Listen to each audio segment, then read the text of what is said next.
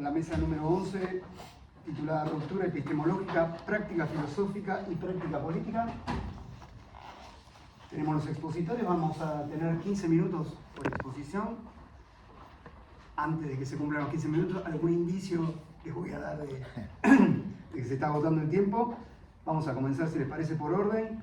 Marcelo José Novelo, para presentarnos Althusser, un balance político. Sí. Escuchamos. Perfecto, muchas gracias. Bueno, antes que nada, buenos días a todos, organizadores, público presente y copanelistas. Hoy aquí pondré en primer plano, de manera crítica, la intervención política de Althusser, como no podría ser de otra manera tratándose de un filósofo marxista.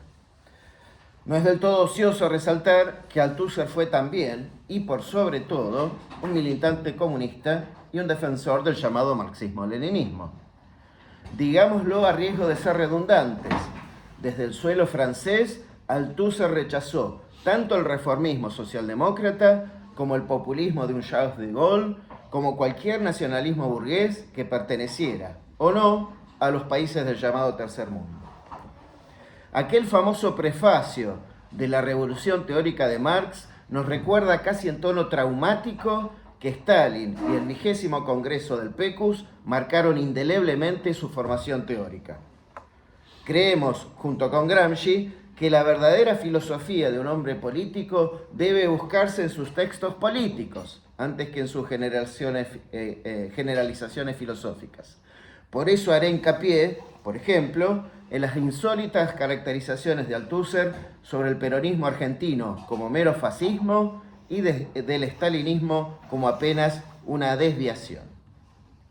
Su amigo y colaborador, el filósofo Etienne Balibar, en un texto publicado en Le Temps Moderne de diciembre de 1988, dirá polémicamente que la existencia misma de una completa teoría de Althusser bien pudiera ser puesta en duda. Balibar dirá allí que Althusser, como impulsado por una fuerza implacable, destruía, deconstruía o deshacía lo que había hecho. Aunque Althusser se lo confesase abiertamente a Balibar únicamente en agosto de 1980, no me suicidaré, será peor, destruiré lo que he hecho, lo que soy para los demás y para mí mismo. En realidad, su amigo Balibar creyó poder remontar la raíz de esta tendencia autodestructiva en Althusser al mes de junio de 1976, o sea, pocas semanas después de su intervención en la conferencia de la Universidad de Granada, que precisamente hoy aquí estamos conmemorando. La cuestión de Stalin.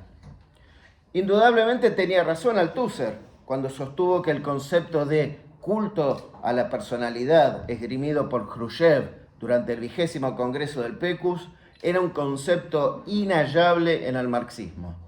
Pero, ¿cuál era, en cambio, su propia conceptualización alternativa?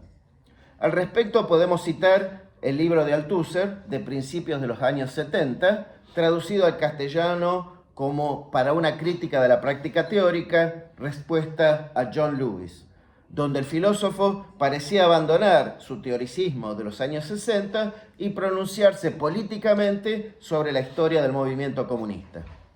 La explicación de Althusser fue que en los años 30 surgió una desviación staliniana. Cito textualmente: guardando bien todas las proporciones, pero más allá de los fenómenos más visibles, que son, a pesar de su extremada gravedad, históricamente secundarios, la desviación staliniana puede ser considerada como una forma de la revancha póstuma de la Segunda Internacional, como un resurgimiento de su tendencia principal, que era en el fondo economicista. Fin de la cita. Una revancha póstuma. ¿Qué tipo de explicación materialista era esa? Indudablemente estábamos frente a dos tipos de dificultades. La primera, una elaboración insuficiente de las condiciones de posibilidad del estalinismo. La desviación staliniana no resultaba más que un pobre sucedáneo del culto a la personalidad. Por otro lado, un doble idealismo. No solamente porque hacía de las ideas economicismo / voluntarismo la causa de fenómenos históricos, sin cuestionar las fuerzas materiales que actuaban detrás de esas ideas, sino además en el sentido hegeliano, porque presuponía la identidad de lo real con lo racional, en la pretensión de deducir la singularidad histórica a partir de una explicación general. En el mismo libro, Althusser sostenía que históricamente había existido solamente un tipo de crítica del estalinismo. Cito nuevamente, textual: una crítica de derecha que se aferra y se limita a ciertos aspectos de la superestructura jurídica y, claro está, puede entonces invocar al hombre y sus derechos y oponer el hombre a la violación de sus derechos o los simples consejos obreros a la burocracia. Fin de la cita. Esta amalgama que hacía Althusser del más puro anticomunismo burgués con las posiciones históricas de la izquierda revolucionaria, yendo de Amadeo Bordiga a León Trotsky, por ejemplo, generosamente regada además con demasiada sangre, fue definida como burda por el mismísimo Perry Anderson, alguien imposible de ser acusado de mal querer al filósofo francés. Althusser dirá allí mismo también que Stalin no puede ser reducido a la desviación que nosotros vinculamos a su nombre. Tuvo otros méritos ante la historia, comprendió que era necesario renunciar al milagro inminente de la Revolución Mundial y emprender la construcción del socialismo en un solo país. Fin de la cita. Digamos que el tonito condescendiente de Althusser acerca de un supuesto milagro inminente de la Revolución Mundial denotaba ignorancia o desprecio sobre los verdaderos problemas que se debatían en el PECUS y en la Comintern. En total contraposición a Althusser, sostenemos que el estalinismo fue la negación del bolchevismo y no su continuidad, que su política interna y externa no era el resultado de un determinado planteo teórico, sino que expresaba, bajo la forma de un empirismo brutal, los intereses de una casta particular emergente del atraso y del aislamiento de la Rusia soviética. Claveles, aparatos ideológicos de Estado y frentes populares. Es sabido que Nikos Poulantzas se propuso aplicar, más allá de los resultados dispares, su andamiaje teórico a objetos de estudio específicos de la lucha de clases.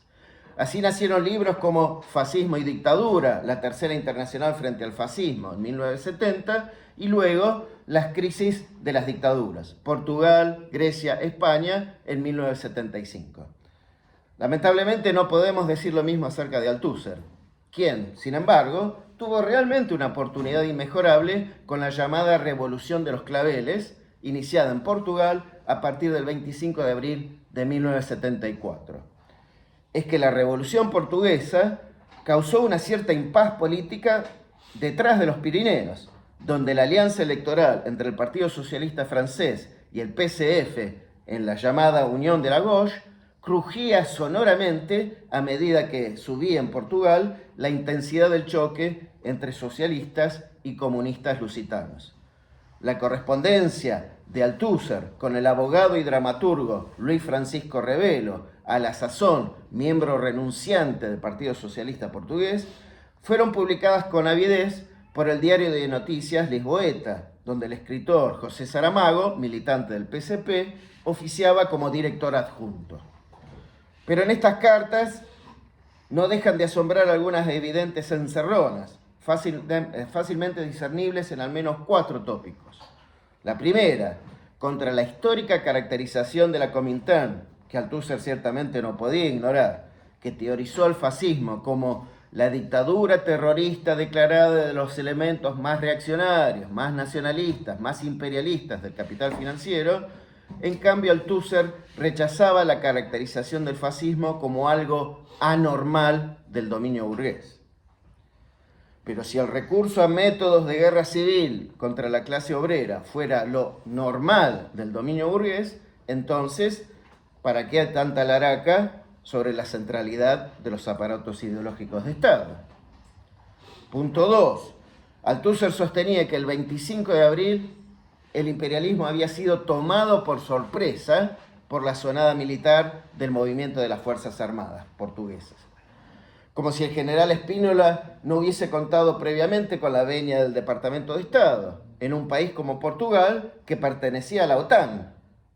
Además, algo abiertamente preanunciado con la publicación del libro bestseller Portugal y o Futuro, del mismísimo Spínola, en febrero del 74, un acontecimiento visto por el propio dictador Marcelo Caetano como señal inequívoca de que las cartas ya estaban echadas. Punto 3.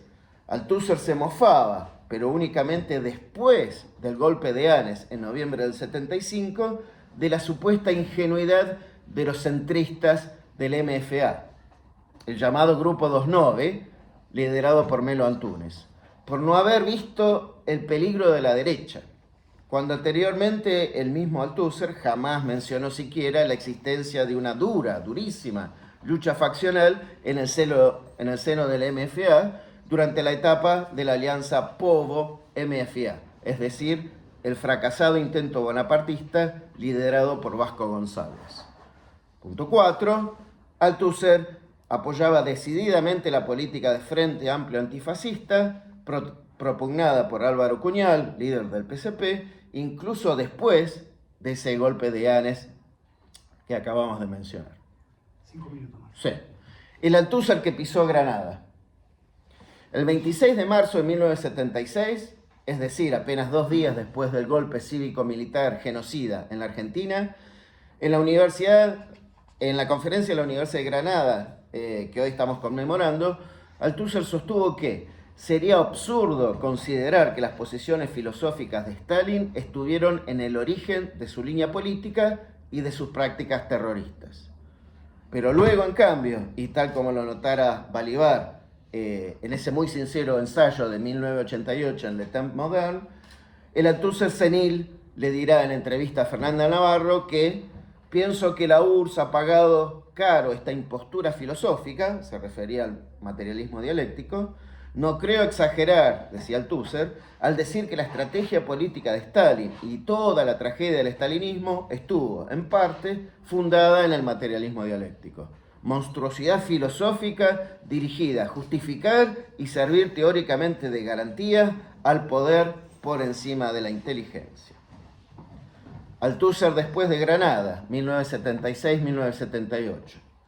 En ese ensayo de 1988, Balibar citaba 4 casos emblemáticos donde Althusser volvía sobre sus viejos textos, con pasajes argumentativos enteros, con formulaciones idénticas, pero las conclusiones que extraía eran diametralmente opuestas.